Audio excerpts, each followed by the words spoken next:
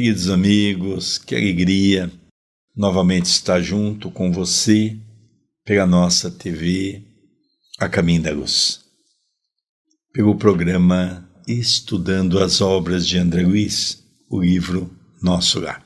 Sempre relembrando que nós estamos regravando esses programas de Nosso Lar. Nós havíamos gravado há 10 anos atrás e por uma série de motivos houve essa necessidade. Primeiro, a mudança de tecnologia, houve um avanço muito grande. Segundo, as questões de que temos mais informações, principalmente com o livro Meu Pai, que é um livro de Carlos Chagas Filho, que vem trazer um complemento para o entendimento dessa obra. Então, julgamos que essa obra vai ficar mais perfeita, com mais substância do que aquela que nós gravamos há 10 anos atrás. Vamos hoje estudar o capítulo 21º, continuando a palestra. Então nós estamos vendo que Dona Laura, a mãe de Lísias, ela está conversando com André Luiz. No capítulo passado, eles estavam falando sobre o lar, a importância do lar em nosso lar, na crosta. Eles vão continuar essa conversa. Antes disso, tudo bem com você, André Luiz? Tudo bem, querido Sérgio, já quase na metade do livro. Daqui a alguns capítulos já chegaremos na metade do livro, um estudo muito prazeroso que tem trazido para as nossas almas e para os nossos corações a alegria de estarmos aqui. A você que toda semana está ligado na TV A Caminho da Luz, a nossa gratidão, que ajuda a propagar os programas, compartilhando, que deixa o seu like, que comenta, a nossa gratidão. E também rogamos a espiritualidade amiga ligada ao CEPAC, que possa nos intuir, nos iluminar, nos amparar, nos inspirar em mais este programa, porque sabemos hoje que é uma responsabilidade imensa estudarmos uma obra literária quanto esta que se faz o livro Nosso Lar. Nós vamos estudar hoje o capítulo 21º, continuando a palestra. A palestra, Senhora Laura, exclamei com interesse. Sugere numerosas interrogações, relevar-me-á a curiosidade, o abuso. Então André Luiz, ele viu em Dona Laura a oportunidade de colher informações a respeito da vida doméstica, da vida social, da vida profissional que eles tinham em nosso lar. Lembremos que quando André Luiz estava no hospital, ele tinha contato com o médico, com Lísias, com o ministro Clarencio, mas eram visitas regradas no tempo devido às ocupações que estes outros possuíam. E na casa de Lísias, na casa de Dona Laura, André Luiz se sente muito à vontade para poder perguntar a respeito de assuntos que a sua curiosidade lhe instigava. Não diga isso, retrucou bondosa. Pergunte sempre. Não estou em condições de ensinar. Todavia, é sempre fácil informar. Interessante, não é? Eu não sou uma professora, eu não estou aqui para ensinar, mas o que eu souber, eu lhe informarei com muito carinho, com muito amor, com muito desinteresse. Então, neste diálogo já fica patenteado que André Luiz, ele não chega na casa de Dona Laura, na casa de Lísias, apenas e tão somente como um visitante. Nós vemos que há ascendentes espirituais ligados pelo coração, que ligam esses corações que têm a oportunidade de estar uma vez mais unidos sob um mesmo teto. Rimo-nos da observação e indaguei em seguida. Como se encara o problema da propriedade na colônia? Esta casa, por exemplo, pertence-lhe? Essa pergunta de André Luiz é muito boa, não é? Ele já começou a pensar, daqui a pouco eu vou começar a trabalhar, daqui a pouco eu vou começar a ter o bônus horas, como é que eu faço também para ter uma casa em nosso lar? Então aqui a resposta de Dona Laura é falando como se adquire uma casa. Ela vai falar o número de bônus horas que precisavam naquela época. Nós não sabemos se inflacionou o preço das coisas lá também, igual tem inflacionado aqui na nossa dimensão, mas ela vai dar um dado da década de 1940. E um outro ponto que me chamou a atenção, querido Sérgio, querido telespectador, é quando ele diz aqui, nós paramos por alguns minutos e rimos-nos daquela situação. Os espíritos são felizes também, alegres, contentes, vê alegria nas coisas ao seu derredor. Às vezes nós temos aquela ideia de que benfeitor é sempre sisudo, fechado. O meu pai teve a oportunidade, desde 1985, frequentar a casa do Chico. Chico Xavier era uma pessoa extremamente feliz, extremamente de bem com a vida, extremamente bem-humorado, extremamente alegre. Então nós vemos que esses espíritos, eles já trazem a alegria de viver, diferente de nós muitas vezes, que às vezes precisamos reunir muita força para darmos um sorriso no dia a dia. Ela sorriu e esclareceu, tal como se dá na terra. A propriedade aqui é relativa. Nossas aquisições são feitas à base de horas de trabalho. O bônus hora, no fundo, é o nosso dinheiro. Quaisquer utilidades são adquiridas com esses cupons, obtidos por nós mesmos, à custa de esforço e dedicação. As construções, em geral, representam patrimônio comum, sob controle da governadoria.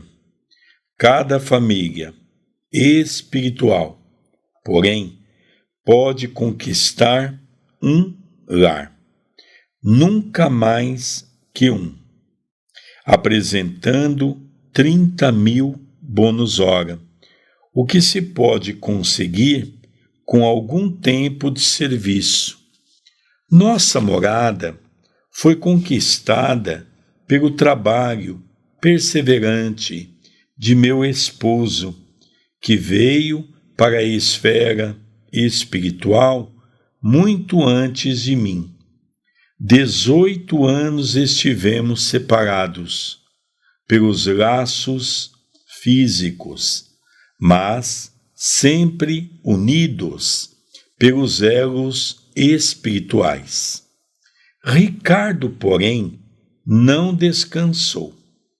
Recolhido ao nosso lar, depois de certo período de extremas perturbações, compreendeu imediatamente a necessidade do esforço ativo, preparando-nos um ninho para o futuro. Quando cheguei, estreamos a habitação que ele organizara com esmero, acentuando-se nossa aventura. Desde então, meu esposo ministrou-me conhecimentos novos. Minhas lutas na viuvez haviam sido intensas. Muito moça ainda, com os filhos tenros, tive de enfrentar serviços rudes, à custa de testemunhos difíceis. Proporcionei aos rebentos de nossa união os valores educativos de que eu podia dispor, habituando-os, porém, muito cedo aos trabalhos árduos. Compreendi, depois que a existência laboriosa me livrara das indecisões e angústias do umbral, por colocar-me acoberto de muitas e perigosas tentações. O suor do corpo ou a preocupação justa nos campos de atividade honesta constituem valiosos recursos para a elevação e defesa da alma. Reencontrar Ricardo, tecer novo ninho de afetos, representava o céu para mim. Durante anos consecutivos, vivemos a vida de perene ventura, trabalhando por nossa evolução, unindo-nos cada vez mais e cooperando no progresso efetivo dos que nos são afins. Com o correr do tempo, Lísias, Yolanda e Judite reuniram-se a nós, aumentando nossa felicidade. Então, ela diz aqui que as propriedades em nosso lar é uma mistura do capitalismo com o socialismo. Você trabalha, ganha, mas ao mesmo tempo você não pode ter um latifúndio. Você não pode ter uma casa de aluguel, você não pode comprar uma casa para um filho. Lá você pode comprar uma casa para você. No caso, aqui nós percebemos como é que se chama o pai de Lísias, o esposo de Dona Laura, o senhor Ricardo. E já dando um spoiler do livro, ele não está na família, e porque ele já estava reencarnado. E um dos últimos capítulos deste livro vai contar um pouquinho da reencarnação de Dona Laura também, que já está em vias de retornar aqui para a Terra, para a nossa dimensão. Então, o bônus horas é o dinheiro em nosso lar. É o real para nós aqui no Brasil, é o dólar para os Estados Unidos, o euro para a comunidade europeia, é a moeda em que eles ganhavam em torno do trabalho que eles tinham. Aqui ela dizia que cada função dava X bônus horas. Por exemplo, ela que estava no Ministério do Auxílio deveria receber menos do que as pessoas que trabalham no Ministério da União Divina. Quanto mais espiritualizado a atividade, mais rendimento espiritual. Como já vimos ela dizer no capítulo passado, que quando ela cuida de criança, ela ganha 2 vezes o valor do seu bônus horas. Mostrando também, né, André, nós vamos ver isso um pouco mais à frente, que também quanto mais pesado é o serviço, no sentido de tomar mais tempo da pessoa, maior é o rendimento. Porque como aquelas crianças vinham com grandes problemas e às vezes tinham que se dedicar longas horas, então o salário era dobrado. E aqui nós percebemos que uma casa custa em torno de 30 mil bônus horas. Veja bem, querido, eu sei que é bom de cálculo. Se lá você trabalha 48 horas por semana, supondo que um bônus hora seja referente a 1 hora de serviço, vamos arredondar para 50 por semana. 200 bônus horas por mês.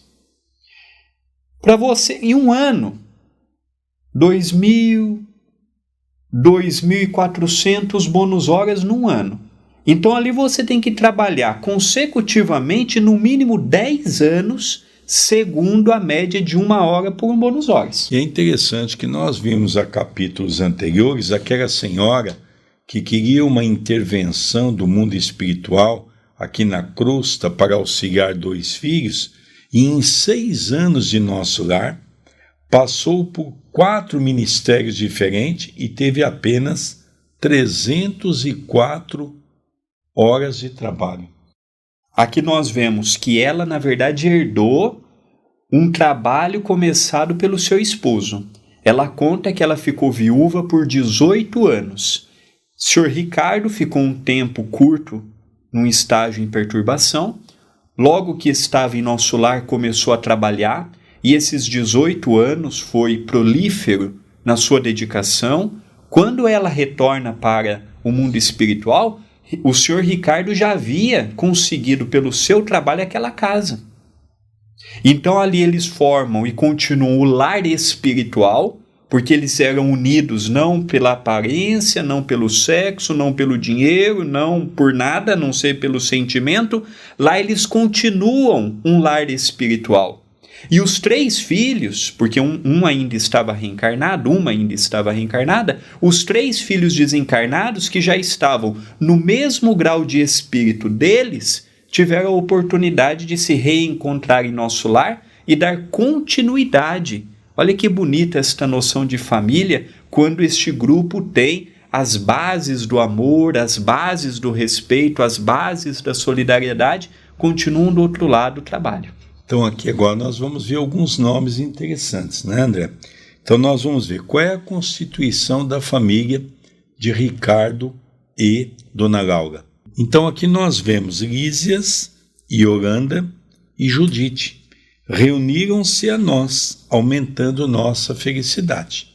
Então são 3 criaturas ligadas ali, dentro de processo da última existência, que estão ligados, né? Com certeza a Yolanda está encarnada, juntamente também com Ricardo.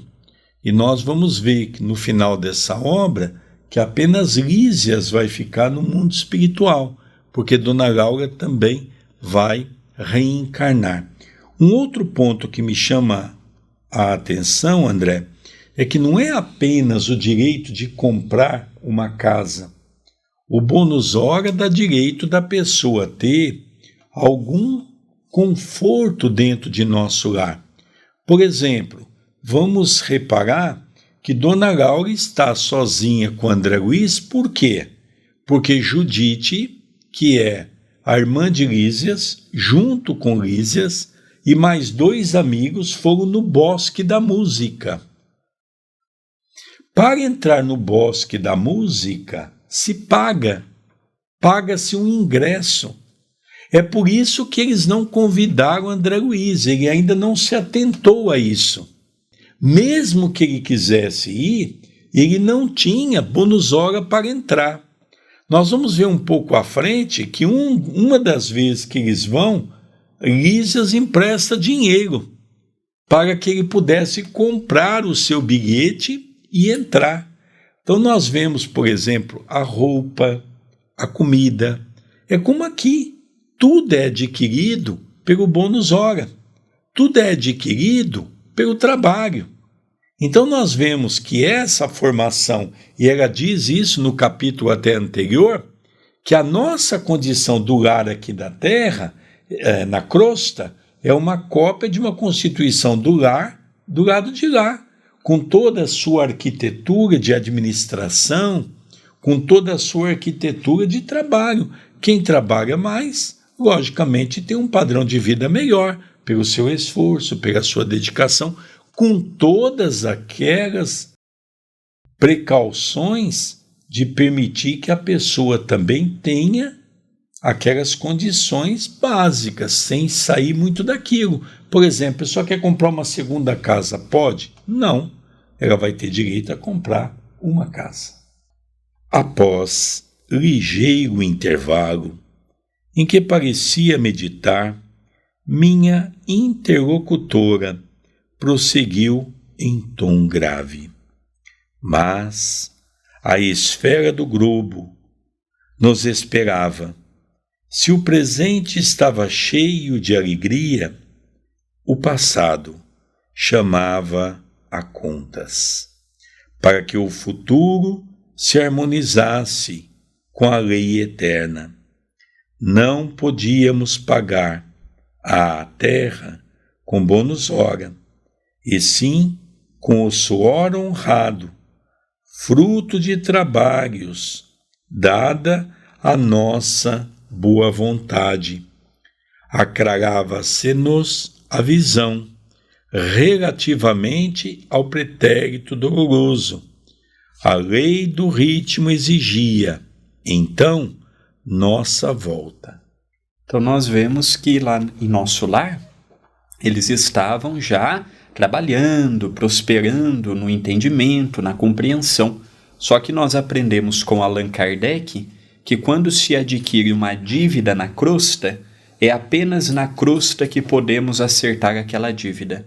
No plano espiritual, nós podemos adquirir conhecimentos, bônus horas, podemos enriquecer o nosso intelecto e encher o nosso coração de novas venturas, mas precisamos retornar se aqui deixamos algum ponto ainda para trás que a nossa consciência acusa-nos para o ressarcimento.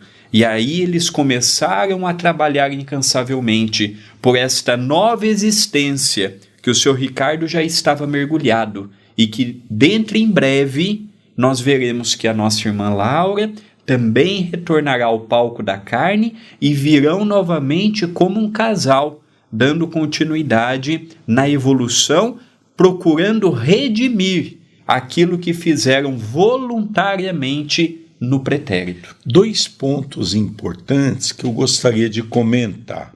O primeiro, tanto no capítulo passado quanto nesse, nós vamos ver que ela menciona que tanto ela quanto o seu marido Ricardo, ao chegar no mundo espiritual, passaram por um momento de perturbação. No Livro dos Espíritos, nós vamos estudar a questão do mundo da erraticidade. Nós vamos ficar nesse mundo de acordo da nossa condição. Aquele que se esforçou mais na Terra vai passar por um período menor. Aquele que não se esforçou tanto na Terra passa por um período maior. O período é estipulado por nós mesmos, pela nossa condição de vivência terrena. O segundo ponto que me chamou muito a atenção é que vem agora a questão da programação reencarnatória de Ricardo, que já voltou e que está esperando a volta de Dona Laura, e num determinado momento eles vão reencontrar. Também no Livro dos Espíritos, que é a fonte basilar de nós, os espíritas, nós vamos ver que a reencarnação se divide em 2 partes. A reencarnação compulsória e a reencarnação programada. Porque nós temos uma ideia que toda reencarnação é programada. Não é verdade, pelo contrário. A grande maioria das reencarnações, ela mesmo disse isso na lição anterior, são feitas por interesses, seja ele qual for. Quando reencarna com um compromisso reencarnatório, nós chamamos de uma reencarnação programada. Isso é muito importante nós nos atentarmos a esse detalhe. E ela conta que só existe uma forma de nós pagarmos o nosso passado criminoso. É reencarnando, tendo o véu do esquecimento e aproveitando todos os minutos de nossa reencarnação. Dando continuidade, aquelas afirmativas causavam-me viva impressão. Era a primeira vez que se feria tão fundo aos meus ouvidos na colônia o assunto referente a encarnações pregressas. Então aqui nós vamos estudar um pouquinho se o espírito retoma a lembrança de tudo. E aqui nós vamos ver as explicações de Dona Laura em torno deste assunto. Senhora Laura, exclamei, interrompendo-a, permita, por obséquio, uma parte. Perdoe a curiosidade. No entanto, até agora ainda não pude conhecer mais detidamente o que se relaciona com o meu passado espiritual. Não estou isento dos laços físicos? Não atravessei o rio da morte? A senhora recordou o passado logo após sua vinda, ou esperou o concurso do tempo? Então aqui André Luiz ele interroga a mãe de Lísia se ela recordou do passado quando chegou na colônia de Nosso Lar, porque ele ele já estava naquela colônia há vários meses e ele não recordava quem ele havia sido antes da sua última existência. Ele não sabia, ele não tinha ideia. E ele pergunta, notemos o rumo da conversa.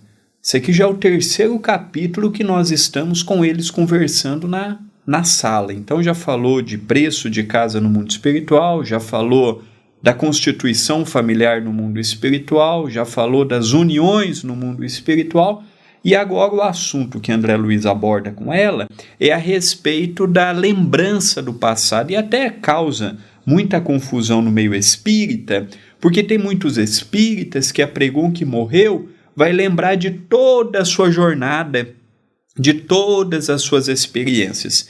Esta afirmação ela se aplica a um Chico Xavier, por exemplo. Chico Xavier realmente ele tinha plena noção de quem ele era estando ainda encarnado. Agora, isso não se verifica com a maioria, isso não se verifica conosco, espíritos comuns que podemos nos perturbar sabendo quem fomos, o que fizemos. E aí ela vai explicar um pouquinho isto para André Luiz. Esperei-o, replicou sorridente. Antes de tudo, é indispensável nos despojarmos das impressões físicas. As escamas da inferioridade são muito fortes. É preciso grande equilíbrio para podermos recordar, edificando. Em geral, todos temos erros clamorosos nos ciclos da vida eterna. Quem lembra o crime cometido costuma considerar-se o mais desventurado do universo. E quem recorda o crime de que foi vítima considera-se em conta de infeliz. Do mesmo modo, portanto, somente a alma, muito segura de si, recebe tais atributos, como realização espontânea.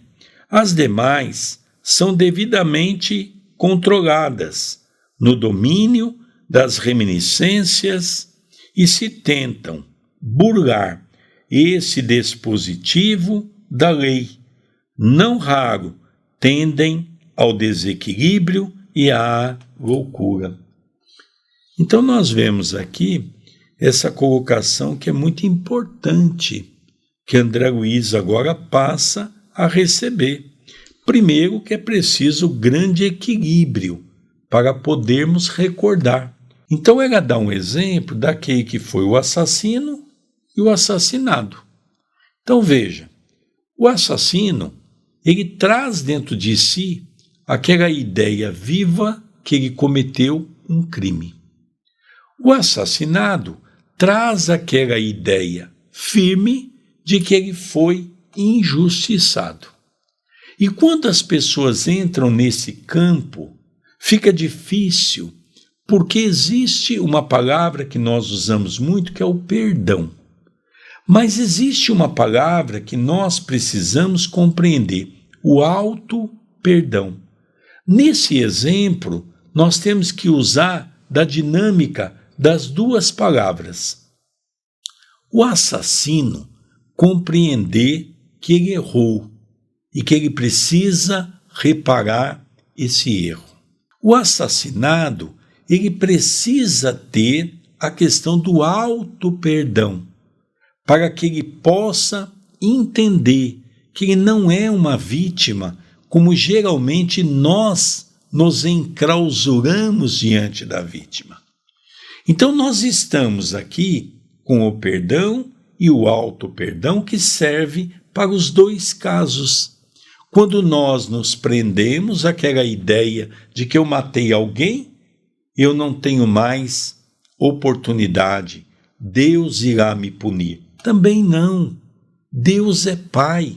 E quando eu começo a entender, eu errei, mas eu vou fazer de tudo para que eu possa acertar, eu saio daquela condição de vítima e eu começo a me perdoar, que é o chamado auto-perdão.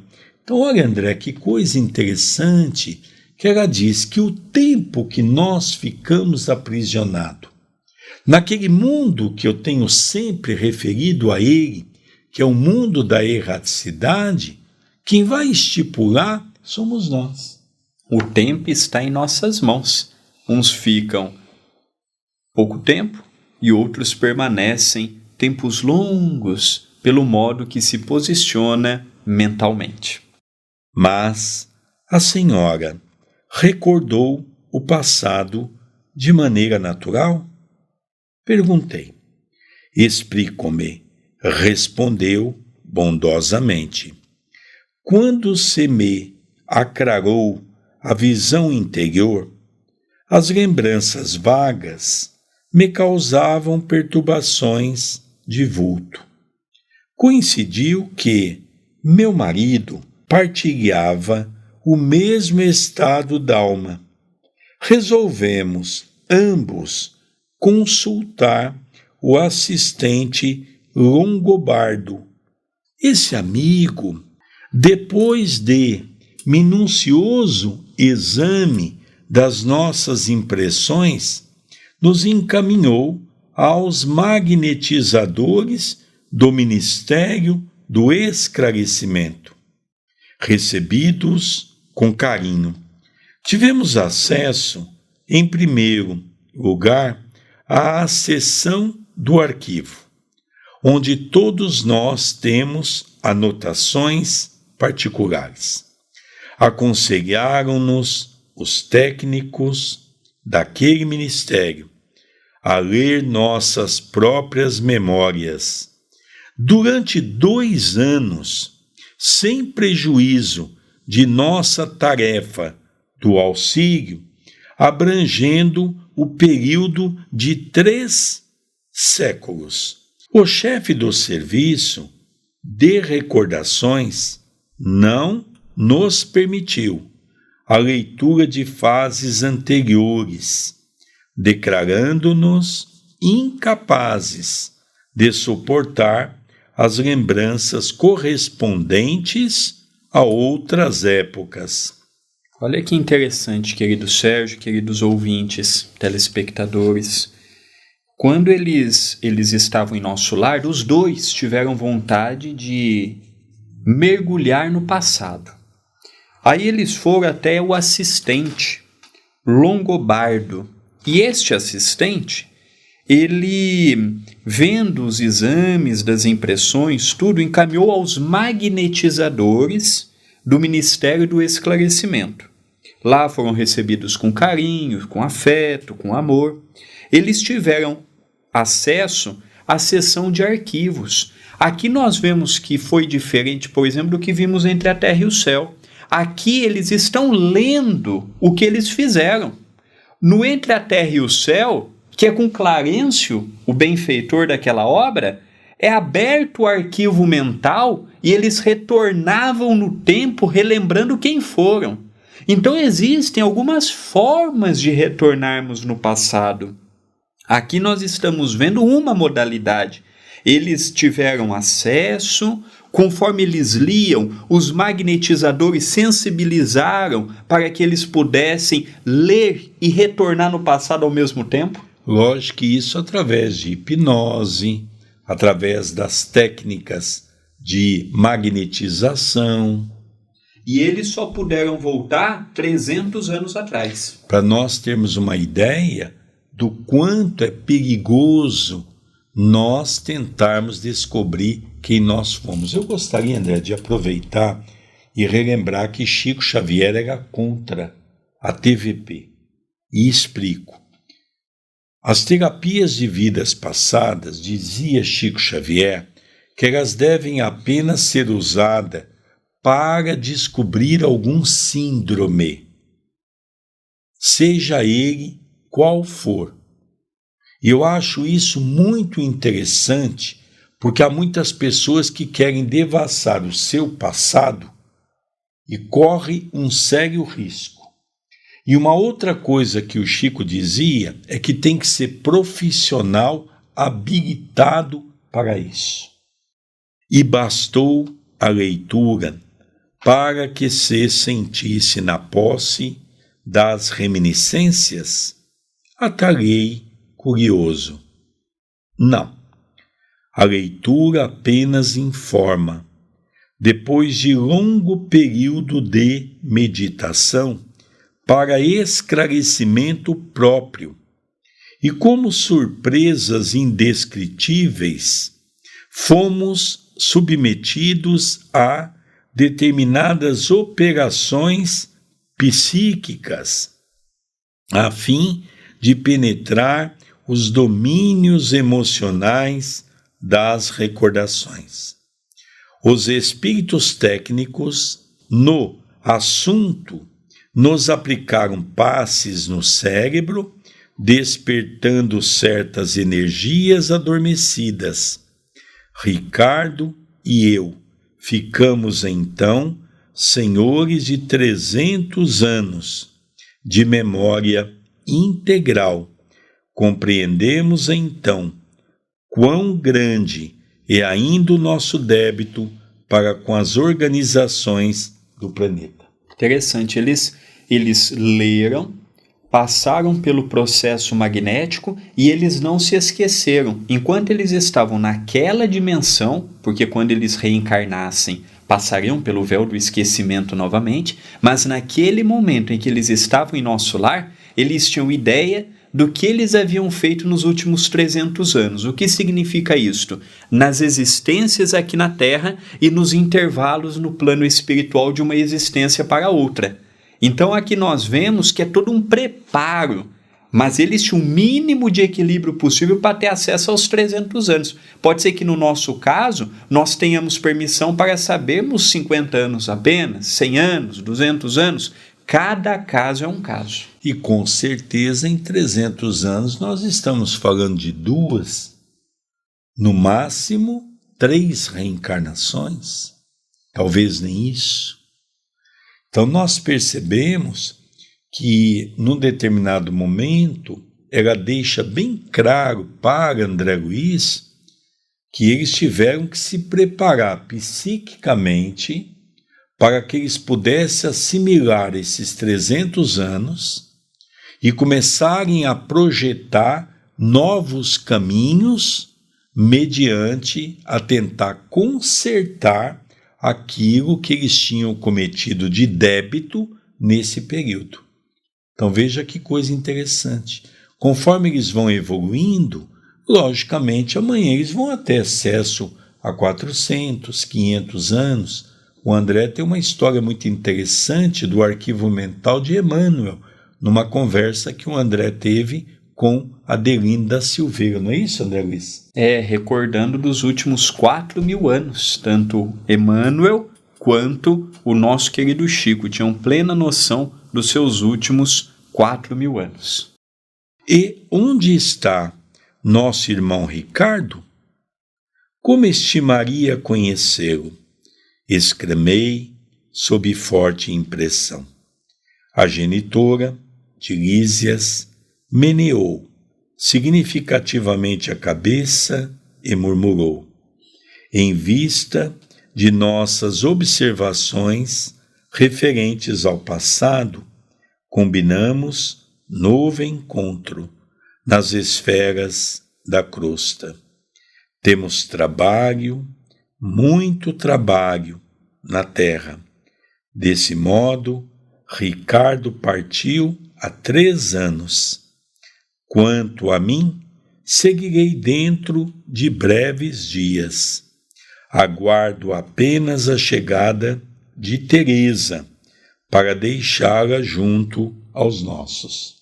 Então aqui nós vemos um pouquinho uma outra questão muito interessante que ele nos faz chamar a atenção, é que aonde está Ricardo? Pergunta André Luiz.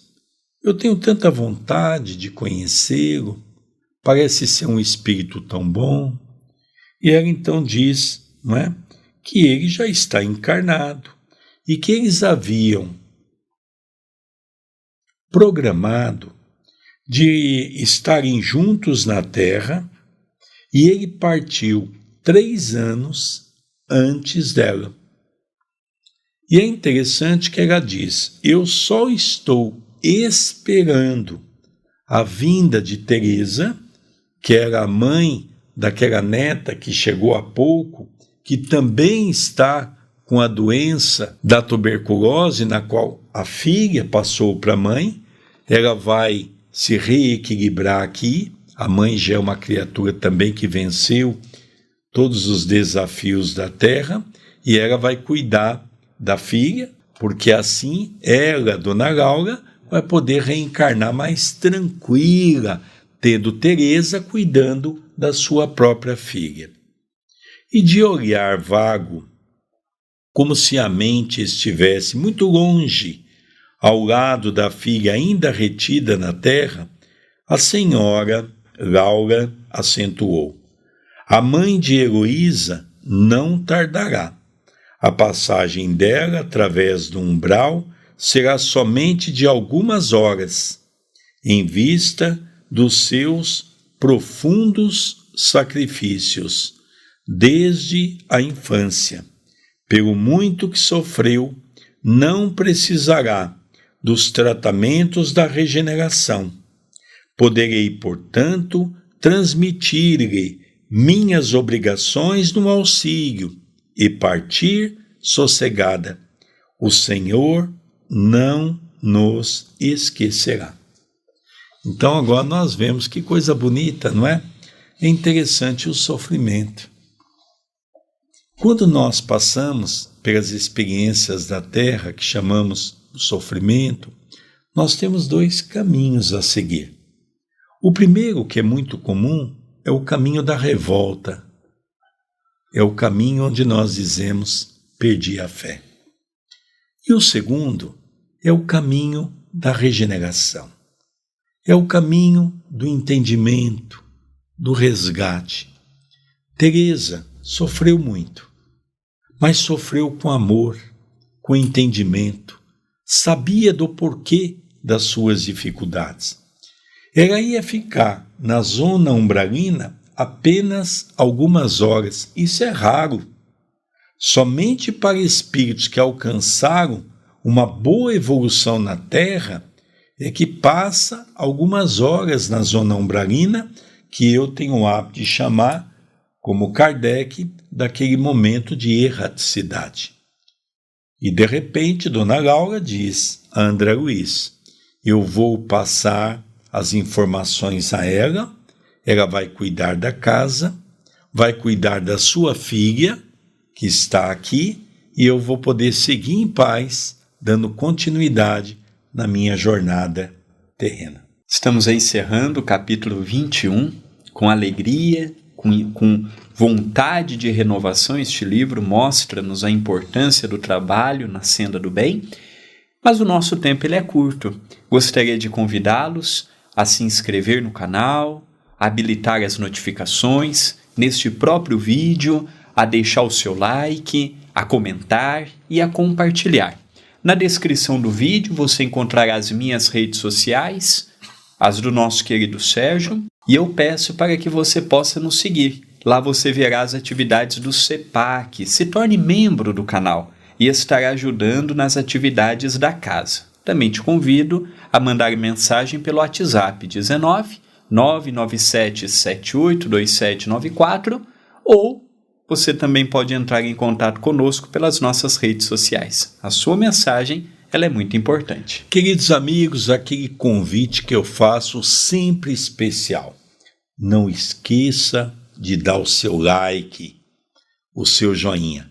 Nossa página é monetizada e contamos muito com a sua ajuda, e toda a renda é destinada às nossas obras assistenciais. Queridos amigos, vamos ficando por aqui com o programa Estudando as Obras de André Luiz, o livro Nosso Lar, pela nossa querida TV A Caminho da Luz. Um beijo no seu coração e até o próximo programa. Até o próximo programa.